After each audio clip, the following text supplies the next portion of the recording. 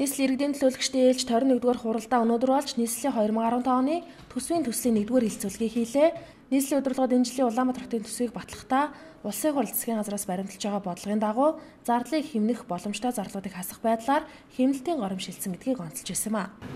За 15 оны төслийн үед бол хөрөнгө оруулалтын хэмжээ бол бууж байгаа. Өнгөрсөн жилүүд бол өнгөрсөн 14 оны жишээл бол 208 тэрбум төгрөг хийжсэн бол энэ жил бид нэг 170 орчим тэрбум төгрөгийн хөрөнгө оруулалтыг бол хийхээр одоо урьдчилсан байдлаар төлөвлөсөн байна. За иргэдийн төлөөлөгчдийн хурлаар бол хэлэлцээд мэдээж тодорхой хэмжээний бага хэмжээний бол өөрчлөлт бол орох хаа гэж ингэж бодож байна да. Концессор хийгдэж байгаа ажлууд ямар сургууль цэцэрлэгүүд багтсан гэж ярьж байсан.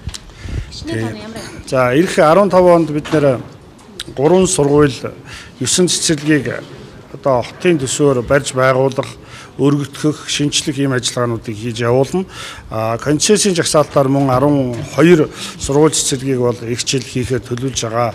За өөрөөр хэлбэл энэ жил нийслэл өнгөрсөн жилийн төсвөөс 57 тэрбум төгрөгийг танаж 186 боловсон хүчнийг ажлаас нь чөлөөлөх юм байна. Өнгөрсөн жилүүдэд Улаанбаатар хот засгийн газраас сангийн яамнаас баталж өгсөн орлогын төлөвлөгөөг 50-аас 70 тэрбум төгрөгөөр ахиулж хотынхаа ажлыг явуулдаг. За энэ жилийн үед бол Улаанбаатар хот хэмнэлтийн горим шилжсэн учраас бид нэр засгийн газраас баталж өгсөн хэмжээнд одоо төсвөө боловсруулж танаж орууллаа. За хэмнэлтийн горим шилжсэн гэхлээр ямар үзүүлэлтүүд байдгүй гэхлээр нийт хотын төсвөөс 57 тэрбум төгрөгийн бүх төрлийн одоо хасч болох урсгал зардлуудыг бол таньж байгаа.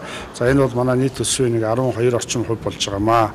Энэ хэмжээнд таньж байна. За их хурлаас боловсон хүчний цомогтол хийх тухай гаргасан шийдвэрийн дагуу 186 боловсон хүчнийг одоо ажлаас чөлөөлөх ийм ажиллагаа явууллаа. Өөрөөр хэлбэл солингийн фондыг нь бол хасаж тооцоо хийсэн байгаа.